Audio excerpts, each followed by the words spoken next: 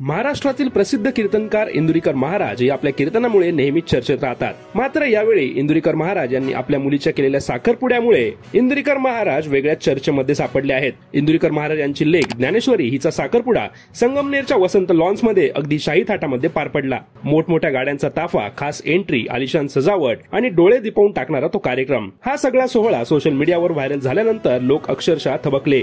कारण महाराज स्वतःच्या कीर्तनामध्ये नेहमी सांगत आले की लग्नामध्ये पैसा उडवू नका आणि साधेपणा ठेवा. यासोबतच महाराजांनी अनेक वेळा आपल्या कीर्तनांमध्ये लग्नामध्ये नाचणाऱ्या मुलींवर देखील टीका केलेली आहे. पण या साखरपुड्याच्या व्हिडिओमध्ये महाराजांचीच मुलगी डान्स करताना दिसली आणि सोशल मीडियावरून टीकेची झोड सुरू झाली. लोकांना उपदेश आणि स्वतः मात्र शाही थाट अशा शेकडो कमेंट्स येऊ लागल्या. इतकंच नव्हे तर लोकांसांगे ब्रह्मज्ञान, स्वतः कोरडे पाषाण असे देखील लोक म्हणू लागले.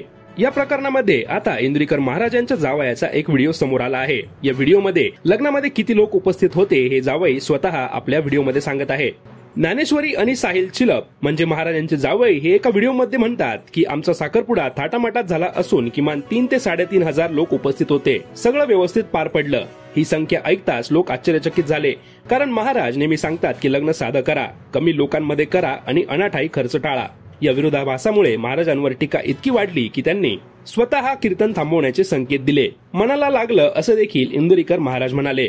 या संपूर्ण घटनेने एक मोठं प्रश्नचिन्ह उभं राहतं. उपदेश वेगळा आणि आचरण वेगळं असलं तर लोकांमध्ये नाराजी निर्माण होतेच आणि हेच आज सोशल मीडियावरून दिसत आहे. तुम्हाला काय वाटतं की इंदुरीकर महाराजांवर झालेली टीका योग्य आहे की माणूस म्हणून त्यांनाही स्वतःच्या लेकरांचे कार्यक्रम थाटामध्ये करण्याचा अधिकार आहे? तुमचं मत कमेंटमध्ये नक्की सांगा.